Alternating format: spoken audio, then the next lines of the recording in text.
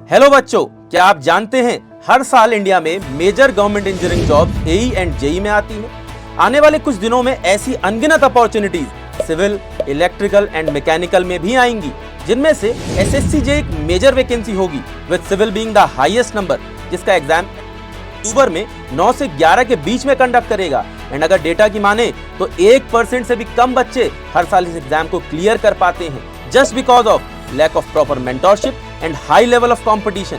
आपके इन्हीं सपनों को पूरा करने के लिए और आपका सिलेक्शन सिविल में सुनिश्चित करने के लिए मैं आ रहा हूं 27 जुलाई रात 8 बजे on super coaching AE JE text book YouTube channel. So what you are waiting for? Get your doubts ready to ask me live. Don't forget to subscribe the channel.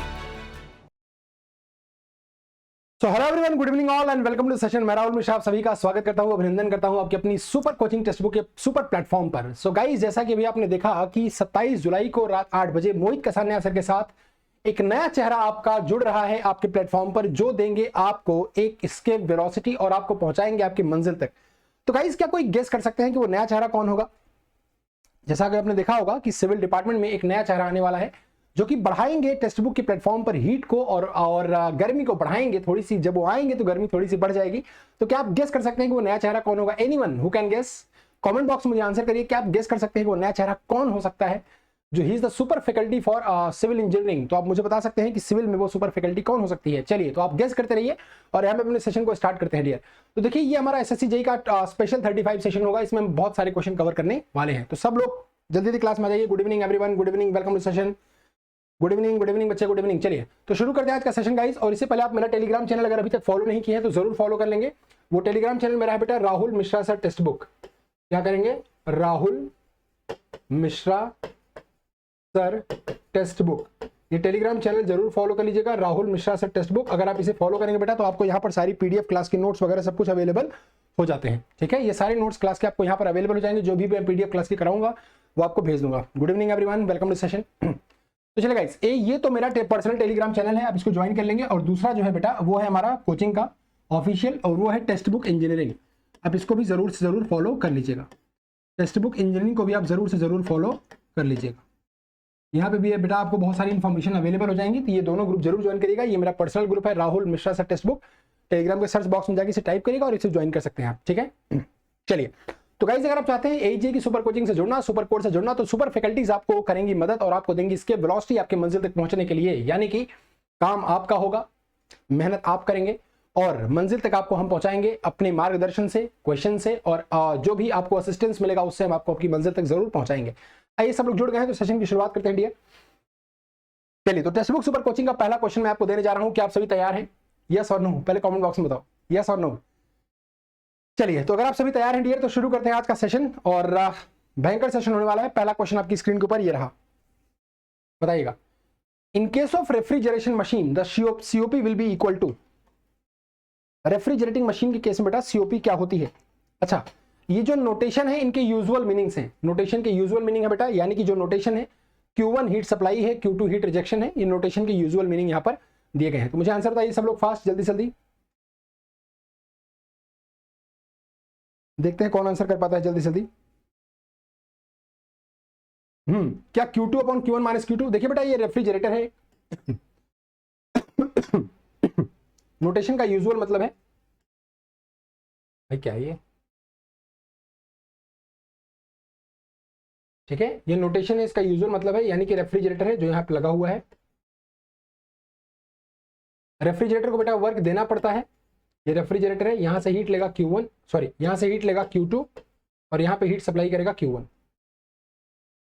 कितना हीट सप्लाई करेगा भाई? Q1। तो बेटा यहाँ पे इसको work देना पड़ेगा। ये T2 होगा और ये क्या होगा? T1 होगा। अब बताइए सीओपी क्या आएगा? आप तो बता ही सकते हैं। बहुत बढ़िया। तो आंसर बेटा क्या आ जाएगा? बी आ जाएगा, सॉरी ए आ जाएगा। यानी कि जो सीओपी होता है बेटा वो क्या हो जाएगा?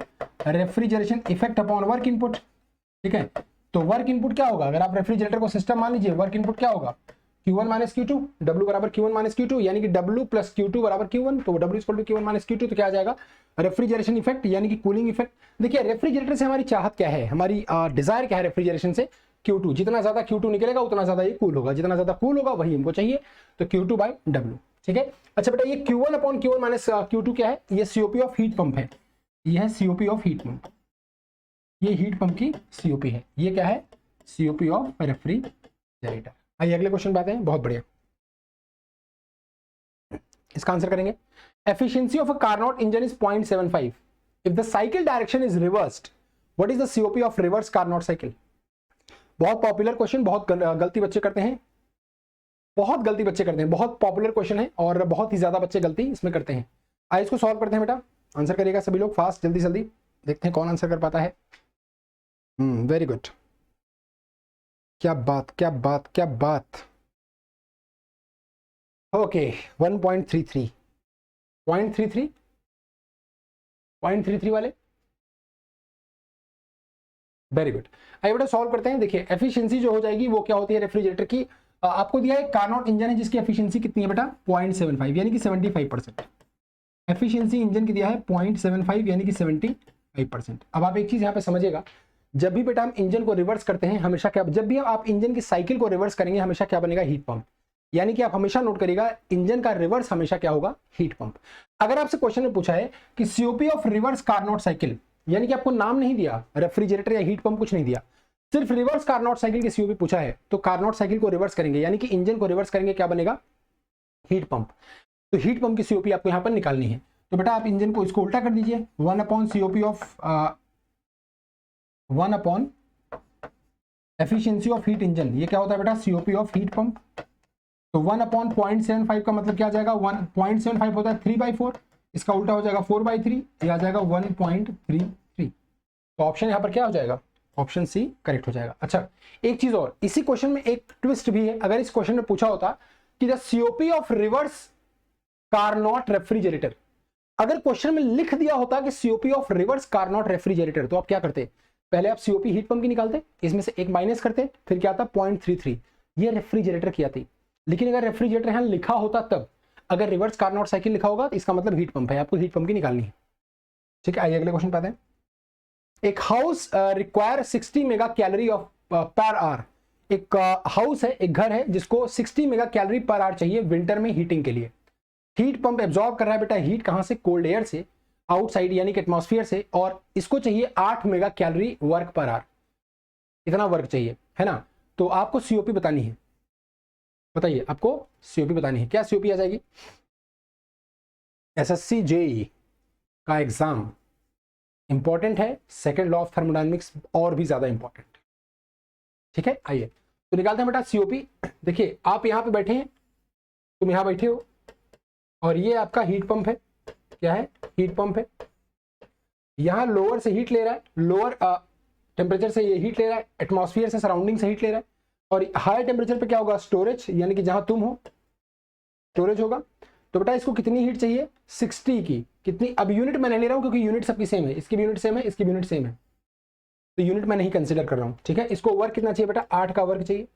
इसकी सीओपी क्या आ जाएगी, वेरी सिंपल 7.5। सीओपी क्या आ जाएगा बेटा हीट पंप की, ये आ जाएगा 60/8, कितना आ जाएगा 7.5। हीट पंप है ना, तो डिजायर्ड इफेक्ट क्या होगा 60, डिजायर्ड इफेक्ट क्या होगा 60/8, क्या जाएगा सीओपी 7.5 आ जाएगा। ऑप्शन सी यहां पर करेक्ट हो जाएगा। ये अगले क्वेश्चन पे आ जाते हैं। बहुत बढ़िया, अगले क्वेश्चन चलते हैं, फटाफट सब लोग आंसर करिए। In Carnot cycle the heat is transferred at, Carnot cycle पे हीट कैसे ट्रांसफर करते हैं, कांस्टेंट प्रेशर पे, कांस्टेंट वॉल्यूम पे, कांस्टेंट टेम्परेचर पे, या फिर कांस्टेंट एंथैल्पी पे, बताइए कार्नोट साइकिल बेटा हीट कैसे ट्रांसफर करते हैं। सभी लोग आंसर करेंगे, सब लोग इसका फास्ट, जल्दी जल्दी।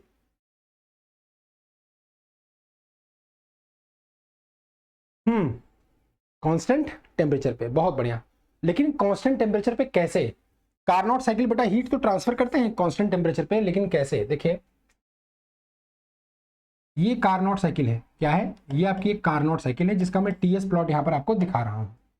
ये आपको कार्नोट साइकिल का बेटा टीएस प्लॉट है, ये ऐसी कार्नोट साइकिल है, ऐसी ही है कार्नोट साइकिल। 1 हो गया, 2 हो गया, 3 हो गया, और 4 हो गया। ठीक है, देखिए ये जो प्रोसेस बेटा 2 से 3 है, ये क्या है, आइसोथर्मल, और एंट्रोपी बढ़ रही है, तो आप यहां पर हीट ऐड करेंगे। रिवर्सिबल प्रोसेस में जब भी आप हीट ऐड करते हैं एंट्रोपी हमेशा बढ़ती है, तो यहां पर बेटा क्या करेंगे, हीट को ऐड करेंगे। अब देखिए 4 से 1, देखिए 4 से 1, देखिए ये भी क्या है, रिवर्सिबल प्रोसेस, सारे प्रोसेस रिवर्सिबल ही हैं। तो 4 से 1 में क्या है, एंट्रोपी घट रही है, तो प्रोसेस बेटा क्या हो जाएगा, हीट रिजेक्शन। तो आप ध्यान दीजिएगा, हमेशा ध्यान रखिएगा कि कार्नोट साइकिल में जो बेटा हीट एडिशन करते हैं वो हम करते हैं आइसोथर्मल पे, आइसोथर्मल एक्सपेंशन में हीट ऐड करते हैं, और हीट जो रिजेक्ट करते हैं वो किस पे करते हैं, आइसोथर्मल कंप्रेशन में, आइसोथर्मल कंप्रेशन, आइसोथर्मल कंप्रेशन में हीट रिजेक्ट करते हैं और आइसोथर्मल एक्सपेंशन में हीट ऐड करते हैं। ठीक है, इस बात को ध्यान रखिएगा। तो यहां पे आंसर क्या आ जाएगा बेटा, कांस्टेंट टेम्परेचर यानी कि आइसोथर्मल। आइए नेक्स्ट पे आ जाते हैं। क्वेश्चन बेटा कंबाइंड है, थर्मल के भी हैं, प्रोडक्शन के भी हैं, सारे क्वेश्चन कंबाइंड है। ठीक है, चलिए, एक इन्वेंटर कहता है, एक नए इंजीनियर साहब आए मार्केट में, उन्होंने एक नया इंजन बनाया है, और इंजीनियर साहब ये क्लेम कर रहे हैं, इंजीनियर साहब ये बोल रहे हैं कि मैंने एक ऐसा इंजन बनाया है जो टेम्परेचर लिमिट्स 627 और 27 के बीच में काम कर रहा है। इंजीनियर साहब बोल रहे हैं मैंने एक नया इंजन बनाया है जो टेम्परेचर लिमिट बेटा ये माइनस नहीं है, ये 627 है, 627 के बीच में और 27 के बीच में काम कर रहा है। 627 का मतलब क्या होता है बेटा, 900 केल्विन, 900 ही होता है ना, हाँ 900 केल्विन के बीच में, और 900 केल्विन और 27 का मतलब बेटा 300 केल्विन के बीच में। आप आंसर करिए फटाफट, तब तक के बीच में काम कर रहा है, एक इंजन बनाया है सर ने, इंजीनियर साहब ने, और यहां से ये कुछ हीट ले रहा होगा, यहाँ पे कुछ हीट दे रहा होगा, ये एक इंजन है इन्वेंटर साहब का। उन्होंने बोला कि मैंने एक इंजन बनाया है जो कि 900 केल्विन और 300 केल्विन यानी कि 27 और 627 डिग्री सेल्सियस के बीच में कर रहा है काम। अब जब वो काम कर रहा है तो इंजन है कुछ वर्क डेवलप करेगा, तो बेटा वर्क कितना डेवलप कर रहा है, 50 किलोवाट का फ्यूल, 50 किलोवाट का वर्क ये डेवलप कर रहा है, 50 किलोवाट का ये वर्क डेवलप कर रहा है। ठीक है, 50 किलोवाट का ये वर्क क्या कर रहा है, डेवलप कर रहा है। अब जब ये 50 किलोवाट का वर्क डेवलप कर रहा है तो उसके लिए कुछ हीट सप्लाई भी चाहिए होगी, उसके लिए कुछ हीट सप्लाई भी चाहिए होगी। तो हीट सप्लाई बेटा कितना है, 3 kg fuel per hour burnt हो रहा है, हर घंटे 3 kg फ्यूल जल रहा है, और 75,000 किलो जूल पर केजी की हीट लिबरेट हो रही है। तो बताइए ये इंजन पॉसिबल है या इम्पॉसिबल है? बहुत बढ़िया, इम्पॉसिबल, इम्पॉसिबल, इम्पॉसिबल, इम्पॉसिबल। क्या हो जाएगा बेटा, इंजन। देखते हैं कैसे पता चलेगा इंजन पॉसिबल है कि नहीं। आइए पहले निकालते हैं कि ये देखिए इंजन पॉसिबल है या नहीं पॉसिबल है, कैसे देखेंगे। इसी सेम टेम्परेचर लिमिट के बीच में एक कार्नोट इंजन लगा दो, जो इंजीनियर साहब का इंजन है, इसी टेम्परेचर लिमिट के बीच में कार्नोट इंजन लगा देते हैं, उसकी एफिशिएंसी निकाल लेते हैं। अगर उसकी एफिशिएंसी इंजीनियर साहब से ज्यादा आई तब तो इंजीनियर साहब का इंजन पॉसिबल है, लेकिन अगर कार्नोट की एफिशिएंसी इंजीनियर साहब से कम आई तो ये इंजन पॉसिबल नहीं है। यानी कि अगर मैं इसी के बीच में कार्नोट लगा दूं बेटा, तो कार्नोट की एफिशिएंसी क्या आ जाएगी, 1 minus T lower upon T higher, यानी कि 1 माइनस 300 बटे 900 कितना आ जाएगा, 1 माइनस 1/3, या 1 माइनस 1/3, 3/9 ना, 1/3, सो बेटा कितना आ जाएगा 2/3। 2/3 का मतलब होता है 66.7%, यानी कि जो कार्नोट सर का इंजन है, जो कार्नोट सर का इंजन है उसकी एफिशिएंसी बेटा आ गई 66.67%। ठीक है, अब जो इंजीनियर साहब है इनका इंजन एक्चुअल है, तो एक्चुअल इंजन की एफिशिएंसी कैसे निकालेंगे, एफिशिएंसी ऑफ इन्वेंटर इंजन कैसे निकालेंगे बेटा, work output upon heat supply. तो वर्क आउटपुट कितना दे रहा है, वर्क आउटपुट बेटा कितना दे रहा है, 50 किलोवाट का, कितना दे रहा है बेटा 50 किलोवाट, तो लिख देंगे 50। अब किलो यहां भी है, किलो यहां भी है, किलो यहां भी है, तो कन्वर्ट करने की जरूरत नहीं है। अपॉन हीट सप्लाई बेटा क्या होता है, तो हीट सप्लाई आपका होता है mass flow rate into calorific value, mass flow rate into calorific value. तो मास फ्लो रेट बेटा कितना है 3 kg per hour, 3 kg per hour, इसको कन्वर्ट किस में करना है, 3 kg पर आवर किस में कन्वर्ट करना है, किलोवाट में, यानी कि पर सेकंड में। 3 kg पर आवर है ना, तो इसको पर सेकंड कर दीजिए, एक घंटे में कितने सेकंड होते हैं, 3600 सेकंड, तो कन्वर्ट कर दिया इंटू। अच्छा, कैलोरीफिक वैल्यू कितना है फ्यूल की, 75,000 किलो जूल पर केजी, तो 75,000 यहाँ पे लिख दीजिए। अब बेटा इसको सॉल्व कर लेते हैं, देखते हैं कितना आंसर आ रहा है। कोई मुझे बताएगा कितना आंसर आया, प्लीज बताइए कितना आंसर आया। तो बेटा आ जाएगा 50 इंटू 3600 डिवाइडेड बाई 80% आ रहा है, कितना आ रहा है 80%। कितनी एफिशिएंसी आई इंजीनियर साहब की, 80%। क्या बोलेंगे, चल झूठा, चल झूठा, झूठ बोल रहा सुबह सुबह।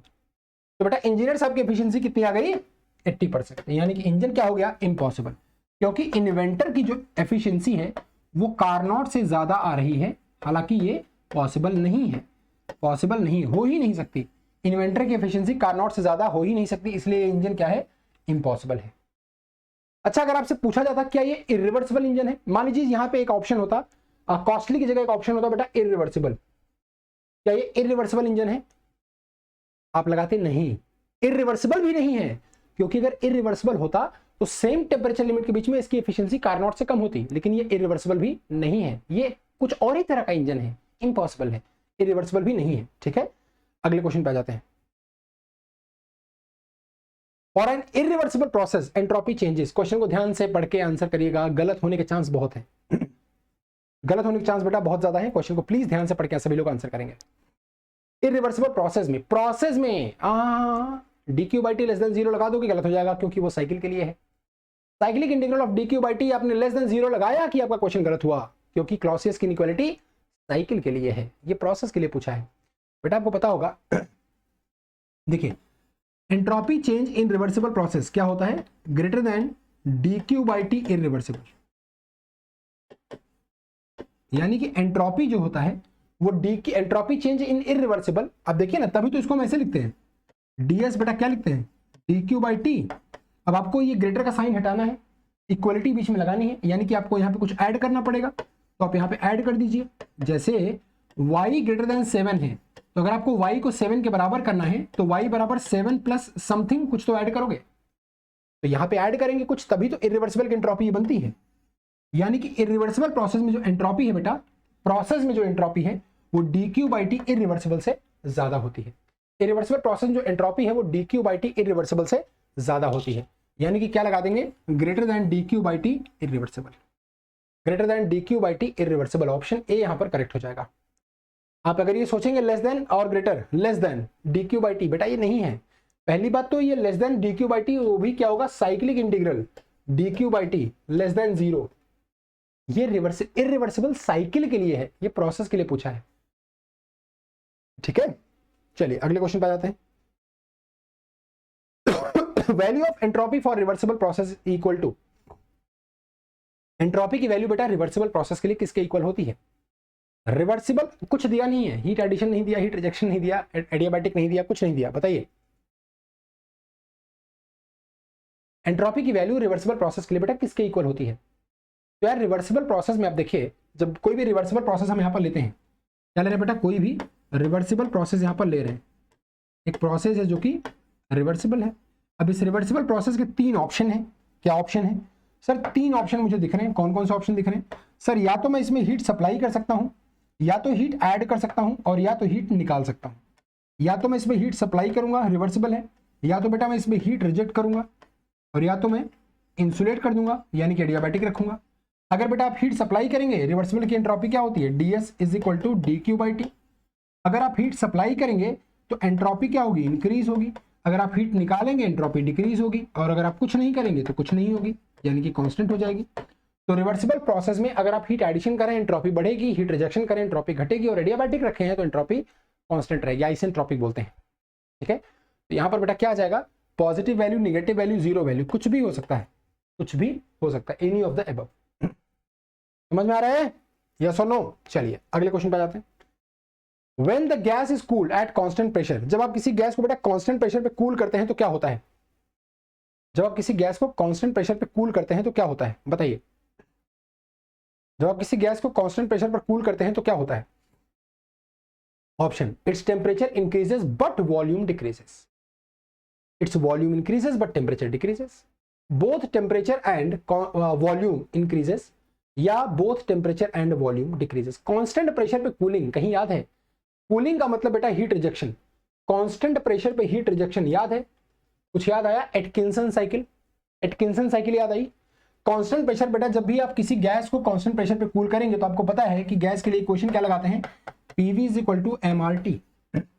देखिए m और r तो कांस्टेंट है, m और r तो बेटा मैंने क्या ले लिया, कांस्टेंट ले लिया। अब प्रेशर भी कांस्टेंट है, कांस्टेंट प्रेशर हीट एडिशन और हीट रिजेक्शन हो रहा है, तो वॉल्यूम प्रोपोर्शनल टू टेम्परेचर आ जाएगा। ये किसका लॉ है, ये चार्ल्स का लॉ है, किसका नियम है, चार्ल्स का नियम है ना। तो चार्ल्स से कहता है कि अगर प्रेशर कांस्टेंट होगा तो volume directly proportional to temperature, यानी कि अगर आप टेम्परेचर बढ़ाएंगे तो वॉल्यूम बढ़ेगा, टेम्परेचर घटाएंगे तो वॉल्यूम घटेगा। तो यहां पर अगर हीट रिजेक्शन बेटा कर रहे हैं तो क्या हो जाएगा, वॉल्यूम घटेगा, टेम्परेचर भी घटेगा, टेम्परेचर वॉल्यूम दोनों डिक्रीज हो जाएंगे। अगर आपको याद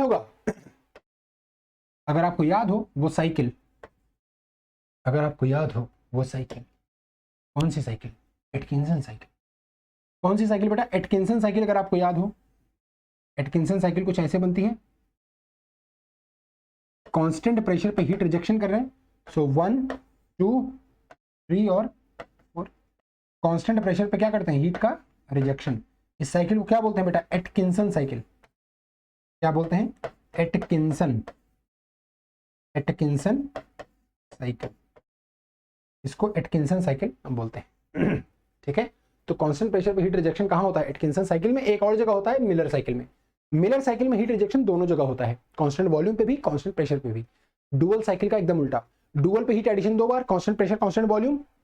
मिलर में हीट रिजेक्शन 2 बार, कांस्टेंट वॉल्यूम और कांस्टेंट प्रेशर।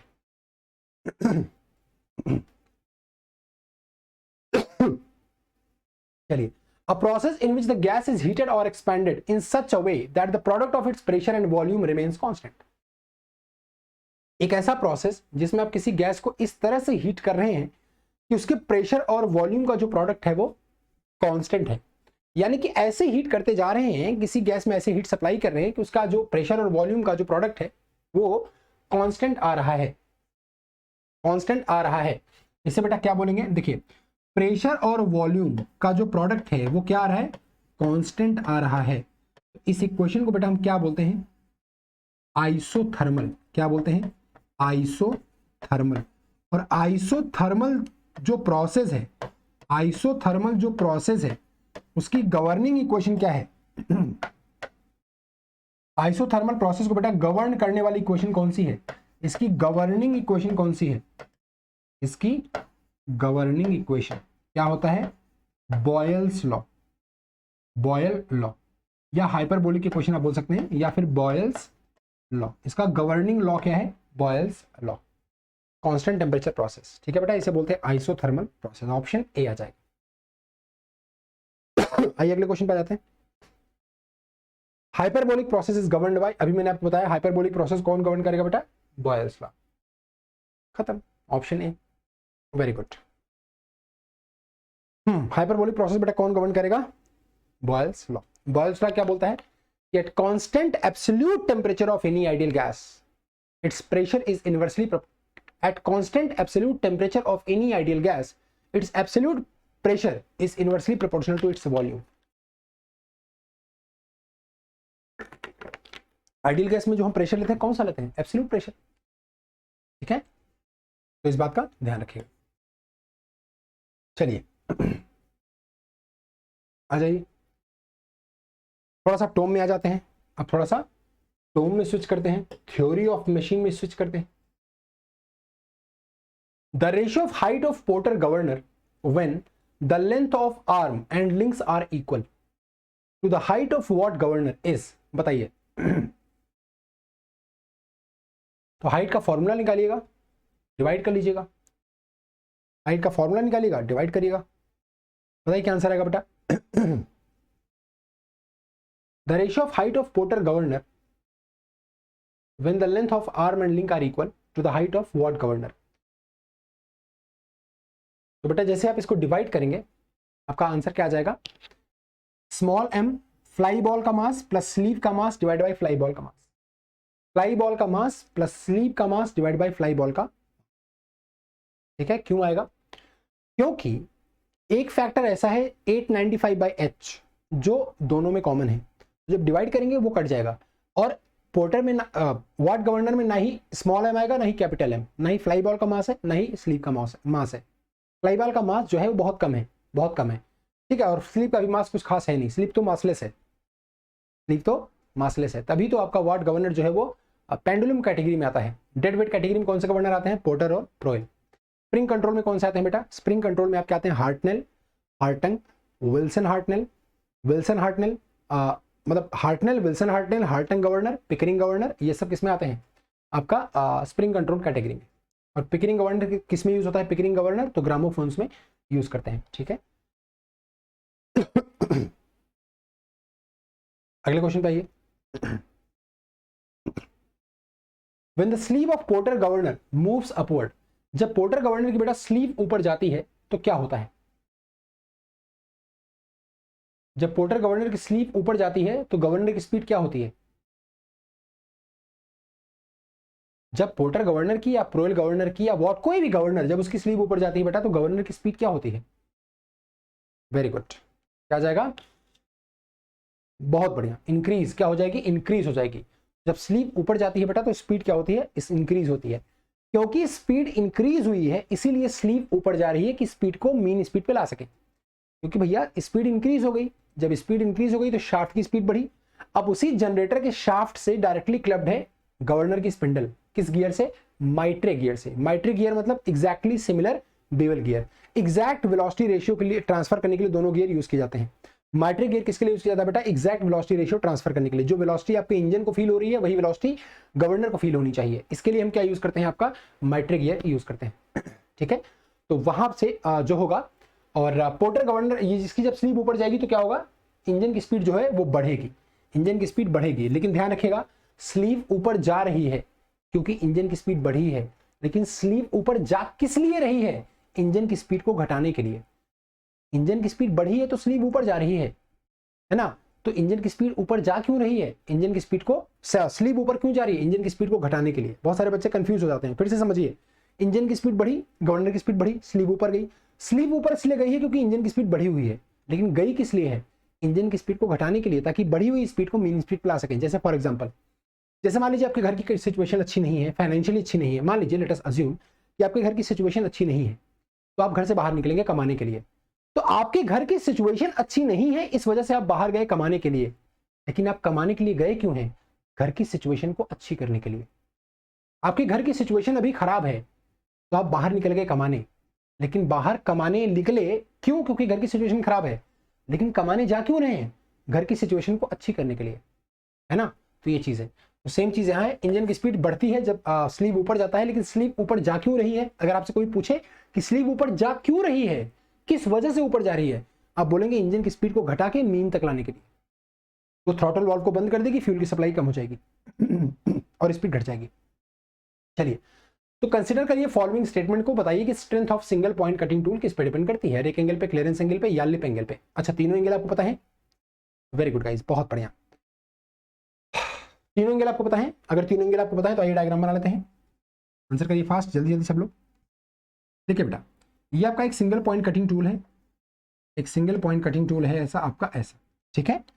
और ये जो है, ये मान लीजिए वर्कपीस की सरफेस है, मशीन्ड सरफेस बोलते हैं इसे। क्या बोलते हैं? Machined surface. और ये जो सरफेस है बेटा वो अभी कटी नहीं है, इसको अनमशीन्ड बोलते हैं। क्या बोलते हैं? अनमशीन्ड सरफेस। ये है आपका मशीन्ड सरफेस, ये आपका अनमशीन्ड है, ये अभी कटी नहीं है। तो आप क्या करेंगे? वर्कपीस की कटिंग एज को देखिए, टूल की कटिंग एज कहां है? यहां। तो टूल की कटिंग एज पे मैंने क्या किया? टूल की कटिंग एज पे मशीन्ड सरफेस से मैंने एक नॉर्मल ड्रॉ कर दिया, एक नॉर्मल ड्रॉ मैंने ड्रॉ कर दिया वर्कपीस की मशीन्ड सरफेस पे टूल की कटिंग एज से होते हुए। अब इस नॉर्मल का, ये बेटा नॉर्मल है, एन एन नॉर्मल है, और ये जो टूल की फेस है जिसपे ये वाली फेस जिसपे चिप फ्लो होंगे बेटा, इसे बोलते हैं रेक फेस। क्या बोलते हैं? Rake face. पीछे वाली जो फेस है इसे बोलते हैं फ्लैंक। क्या बोलते हैं? फ्लैंक फेस या फिर रिलीफ फेस भी आप बोल सकते हैं, ठीक है। अब देखिए, एक मिनट मुझे दीजिएगा बच्चे, ठीक है। अब देखिए यहां का जो एंगल है, दिस एंगल, इसे बोलते हैं बेटा अल्फा। क्या बोलते हैं? अल्फा। यानी कि इस नॉर्मल से जो रेक फेस का एंगल है वो रेक एंगल है। इस मशीन्ड सरफेस से जो फ्लैंक फेस का एंगल है वो क्या है? क्लियरेंस एंगल है। और अंदर का जो एंगल है, फेस और फ्लैंक के बीच का जो एंगल है, ये वाला एंगल, इसे बोलते हैं बेटा लिप एंगल। मान लो थीटा है, ये क्या है? Lip angle. लिप एंगल होता है। और एक चीज और ध्यान रखिएगा, किसी भी ऑर्थोगोनल मशीनिंग अगर आप कर रहे हैं तो sum of rake angle, lip angle और क्लियरेंस एंगल ये हमेशा क्या होते हैं? 90 degree. Sum of rake angle, clearance angle और ये लाइक आपका लिप एंगल, ये हमेशा क्या होते हैं? 90 डिग्री होते हैं, ठीक है। अब जरा समझिए, तो यहां पे क्या क्या बोला है कि स्ट्रेंथ ऑफ कटिंग टूल किस पे डिपेंड करेगी, रेक एंगल पे डिपेंड करेगी। अगर रेक एंगल कम हुआ, अब जरा समझिए, अगर क्लियरेंस एंगल कांस्टेंट है और रेक एंगल कम हुआ, रेक एंगल कम हुआ यानी कि ये टूल मान लीजिए इधर आ रहा है, इधर आ रहा है, रेक एंगल आप कम कर रहे हैं, ये टूल इधर आ रहा है, ये एज क्या हो रही है, मोटी हो रही है, ये एज क्या हो रही है बेटा, मोटी हो रही है। रेक एंगल अगर कम हुआ यानी कि आप इसकी तरफ आ रहे हैं, नॉर्मल की तरफ आ रहे हैं, तो टूल क्या हो जाएगा, टूल की एज क्या हो जाएगी, मोटी हो जाएगी, कटिंग वो हाई स्पीड से करेगा और स्ट्रेंथ उसकी बढ़ जाएगी।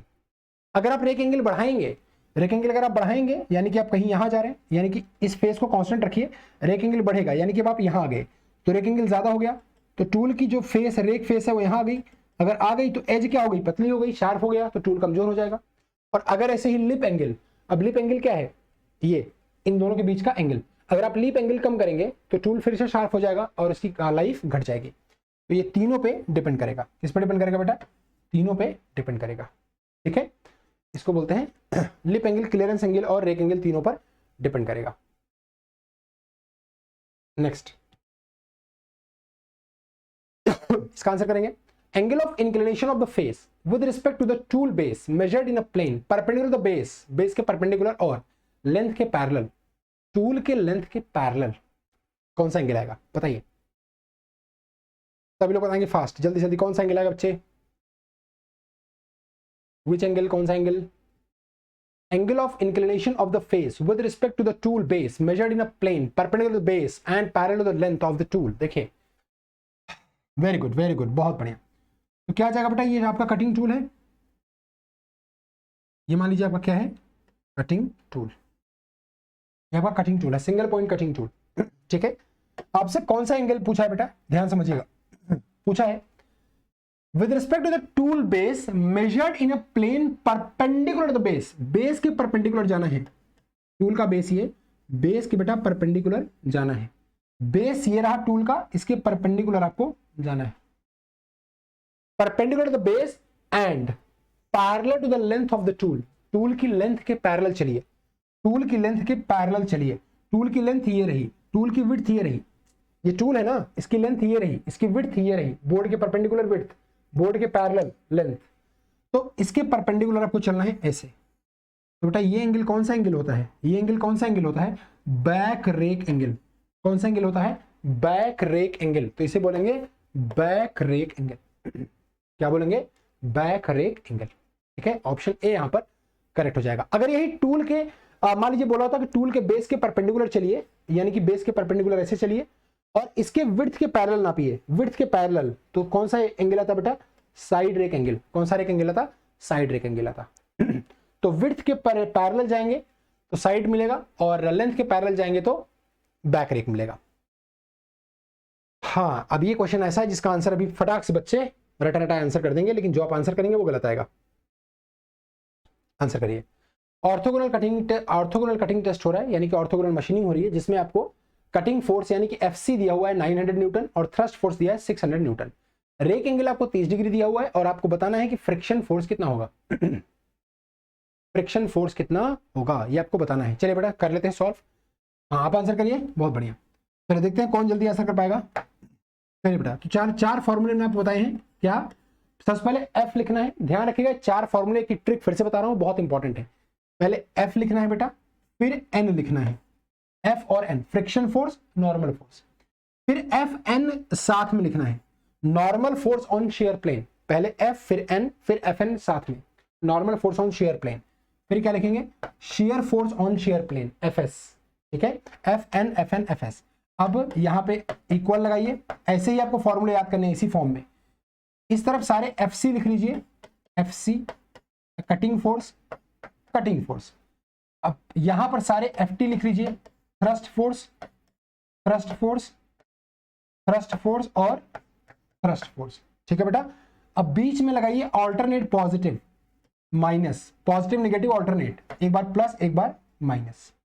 अब आप शुरू करेंगे किससे, रेक एंगल से, तो यहां लिखेंगे साइन अल्फा, साइन अल्फा, यहां लिखेंगे बेटा कॉस अल्फा। अब उल्टा, ये कॉस यहां पर और ये वाला साइन यहां पर।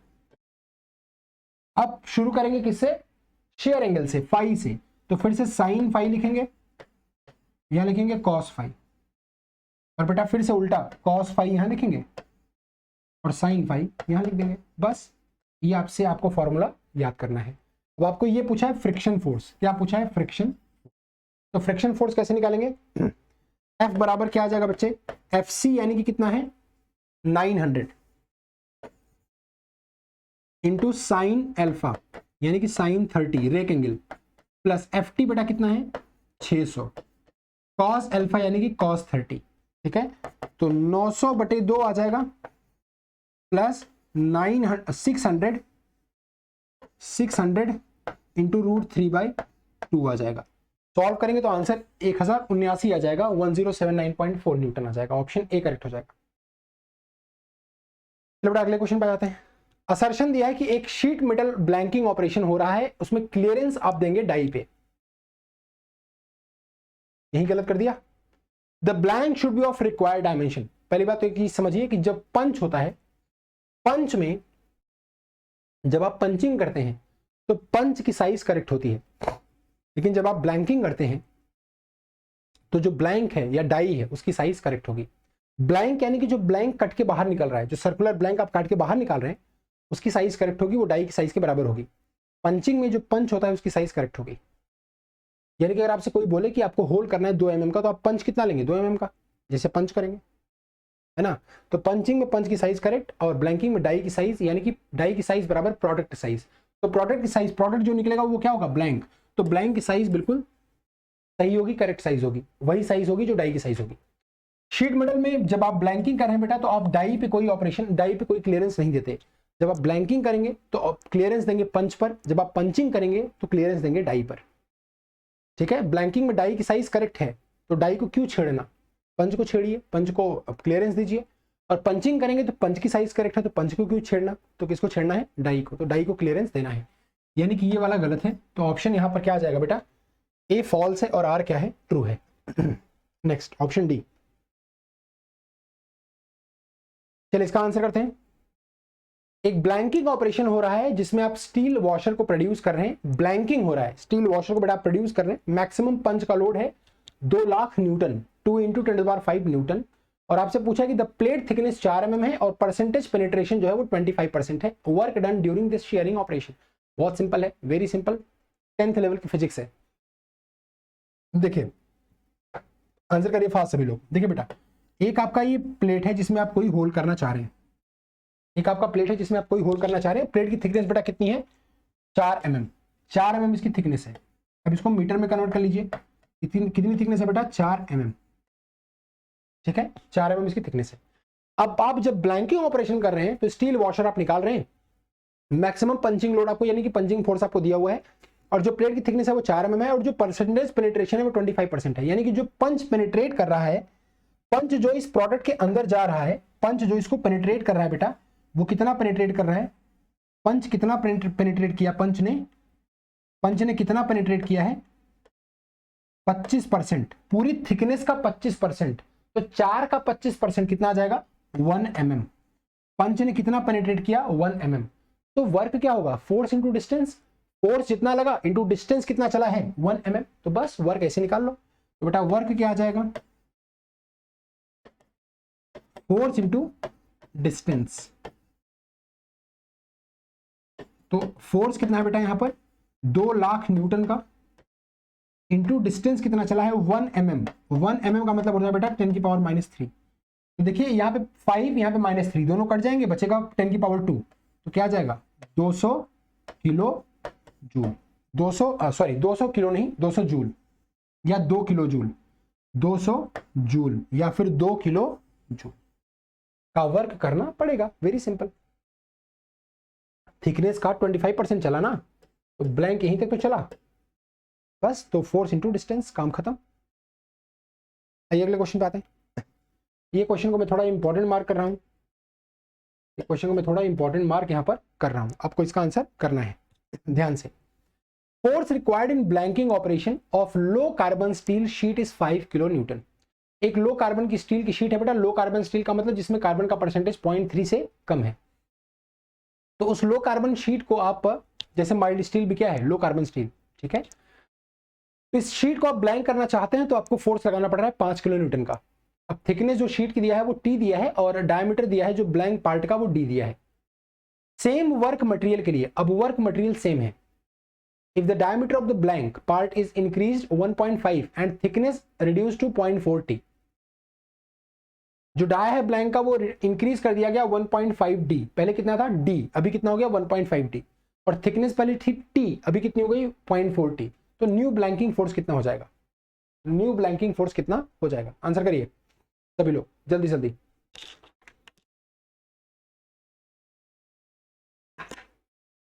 आंसर करेंगे बच्चे सभी लोग जल्दी जल्दी, एवरीवन। मैं साइड हट जाता हूँ, आप आंसर करिए। मैं थोड़ा सा साइड हो जाता हूँ, आप इसका आंसर करिएगा।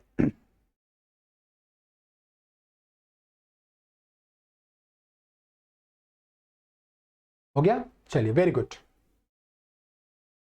ओके, देखते हैं बेटा आंसर क्या आएगा। देखिए, फोर्स रिक्वायर्ड इन ब्लैंकिंग या पंचिंग, ब्लैंकिंग में जो फोर्स रिक्वायर्ड होता है बेटा, फोर्स रिक्वायर्ड इन ब्लैंकिंग वो होता है pi D T into tau. Tau क्या है? मटेरियल का शेयर स्ट्रेंथ।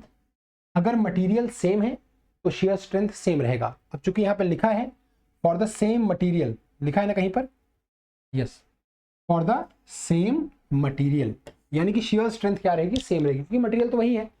तो बेटा देखिए, जब डायमीटर डी है और थिकनेस टी है, जब डायमीटर डी है और थिकनेस टी है तो ब्लैंकिंग फोर्स कितना आ गया? 5 किलो न्यूटन का। कितना फोर्स आ गया? 5 किलो न्यूटन का। अब ब्लैंकिंग फोर्स जो न्यू वाला ब्लैंकिंग फोर्स है, जो ब्लैंकिंग फोर्स न्यू आ गया बेटा, क्या आ गया? न्यू ब्लैंकिंग फोर्स क्या होगा? जब इसने बोला कि जब आप डाया को बढ़ा देंगे 1.5 कर देंगे, पाई ऐसे रहेगा, डाया को बेटा आपने क्या कर दिया 1.5 इंटू थिकनेस क्या कर दिया 0.4 टी इंटू टाउ सेम रहेगा, टाउ सेम रहेगा। अब जरा देखिएगा, एक चीज यहां पे हमेशा ध्यान दीजिएगा, हमेशा जो कैलकुलेशन मिस्टेक आपसे हो सकती है, क्या?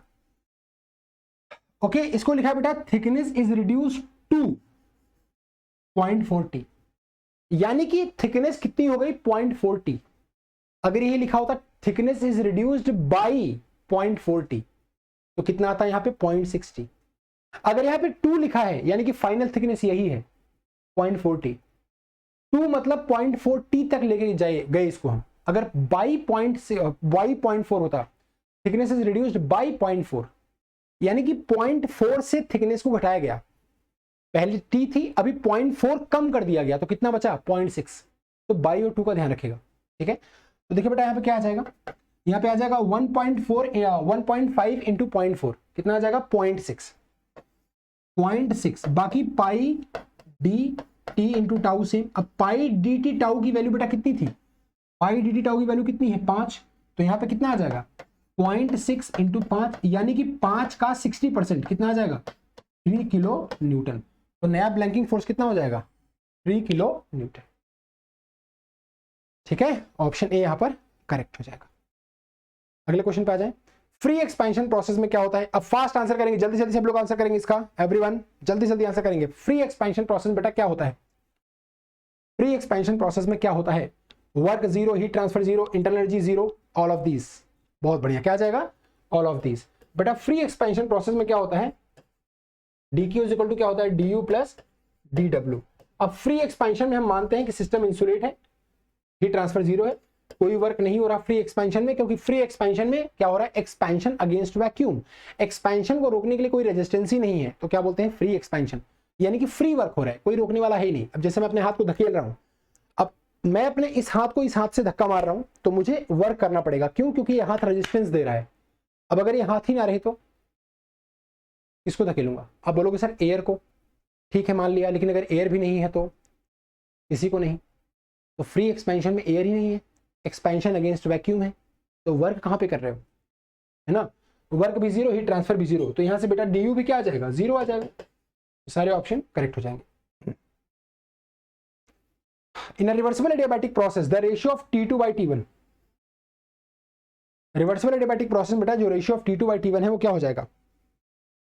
देखिए रिवर्सिबल एडियाबैटिक प्रोसेस के बेटा 3 इक्वेशन आपको ध्यान से पढ़नी है। पहली इक्वेशन क्या है? P1 V1 की power gamma is equal to P2 V2 की पावर गामा। दूसरा क्या है बेटा? T2 by T1 is equal to P2 by P1 to the power gamma minus 1 by gamma. तीसरी क्वेश्चन बेटा क्या होती है, T1 V1 की power gamma minus 1 is equal to T2 V2 की पावर गामा माइनस 1। इक्वेशन 3 को देखिए ध्यान से, इक्वेशन 3 को देखिए क्या आ जाएगा, T2 बाई T1 बराबर V1 बाई V2 की power gamma minus 1। Option D correct हो जाएगा। बाकी और कोई ऑप्शन आपसे मैच नहीं करेगा, बाकी और कोई ऑप्शन आपसे मैच नहीं करेगा। ठीक है, चलिए तो ऑप्शन क्या आ जाएगा, डी आ जाएगा। अगले क्वेश्चन पे आ जाए। अगर पीवी की पावर n बराबर कांस्टेंट, एक पॉली एटॉमिक इक्वेशन आपको दिया है, उसमें n की वैल्यू बेटा अगर इनफाइनाइट है तो प्रोसेस क्या होगा। बहुत बढ़िया, आंसर करिए सब लोग जल्दी जल्दी। आपको एक पॉलीटॉमिक प्रोसेस की क्वेश्चन दिया है, पीवी की power n is equal to constant. अगर इसमें दिया है कि n की वैल्यू अगर इनफाइनाइट हो जाए तो प्रोसेस बेटा क्या हो जाएगा। देखिए n की वैल्यू अगर इनफाइनाइट होगी बेटा तो प्रोसेस क्या होगा, कांस्टेंट वॉल्यूम। कांस्टेंट वॉल्यूम के लिए क्या होता है बेटा, n इनफाइनाइट होता है। कितना होता है, इनफाइनाइट। एडियाबैटिक प्रोसेस के लिए n की वैल्यू बेटा क्या होती है, गामा के बराबर। इसके बराबर, गामा के बराबर। कांस्टेंट प्रेशर प्रोसेस में n की वैल्यू बेटा क्या होती है, 0 के बराबर। अगर आप यहाँ पे n बराबर 0 रखेंगे, v की पावर 0 1 हो जाएगा, कांस्टेंट प्रेशर प्रोसेस आ जाएगा। आइसोथर्मल में क्या होती है, n की वैल्यू क्या होती है बेटा, 1 के बराबर। ठीक है, तो इस वैल्यू को ध्यान रखिएगा। यहाँ पे आ जाएगा आइसोकोरिक प्रोसेस। नेक्स्ट पे आ जाए। एक हीट इंजन है जिसको सप्लाई किया जा रहा है heat at a rate of 30 kilo joule पर सेकेंड या फिर 30,000 जूल पर सेकेंड। 30 किलो जूल या फिर 30,000 जूल पर सेकेंड। एंड इन आउटपुट आपको मिल रहा है 9 किलोवाट का। तो थर्मल एफिशिएंसी बता दीजिए। बहुत आसान सा क्वेश्चन है, आंसर करिए सब लोग फास्ट। बताइए कितना आंसर आएगा, बताइए कितना आंसर आएगा।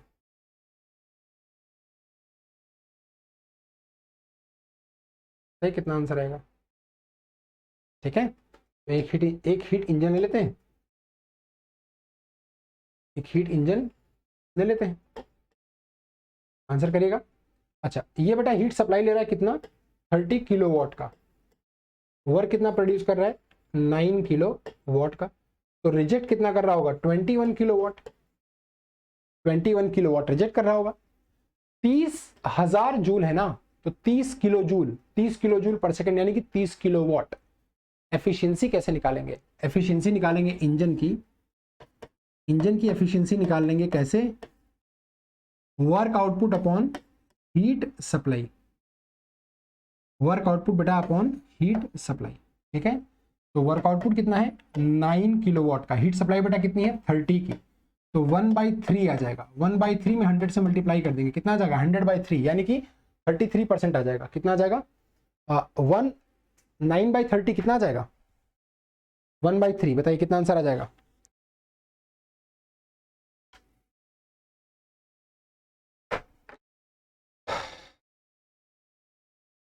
Nine by 30।